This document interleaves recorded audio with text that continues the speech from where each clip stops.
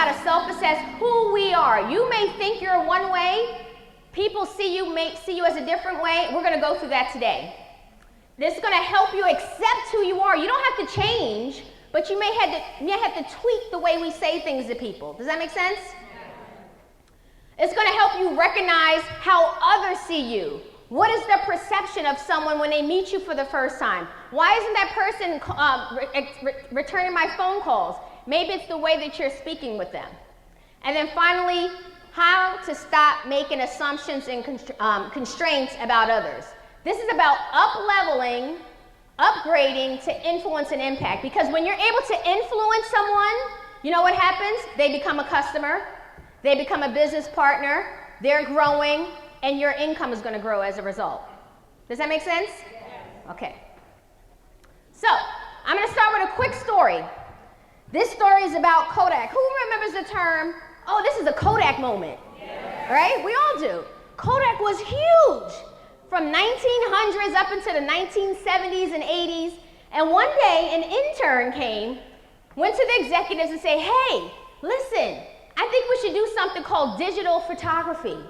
My friends think it's pretty cool. The executive said, ha, that's cute, but we do Polaroids. Everyone remember the Polaroids, right? Yes. He says, listen, go back to your cubicle and do your job. This was back when? In 1978. This is where Kodak was at the height of what they do. Now let's look at the quick timeline about Kodak. 50s, 60s, 70s, they're dominating, they're the titans. 80s are great. 1990, digital photography starts to come out. They still said, no, we're sticking with Polaroid. We're sticking with the instant cameras that you've seen at weddings. Remember, they're like, oh, take the pictures on the table, right? And then turn it in and send them in later. That's what they wanted to stick with. Well, in the 2000s, Photo came around, and they started digital photography. But Kodak still thought it was a cute idea. It was like, nope. We're sticking with what we know best. We don't want to change, right? 2010, Photo did that.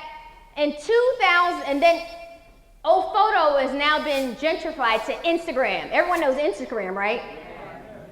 I know our Diamond Tish talked about how sometimes we're a little older. I know I look young, but I'm really not. And so that song she talked about, honestly, I just learned that song last week. Everyone was talking about it. I was like, what song are they talking about?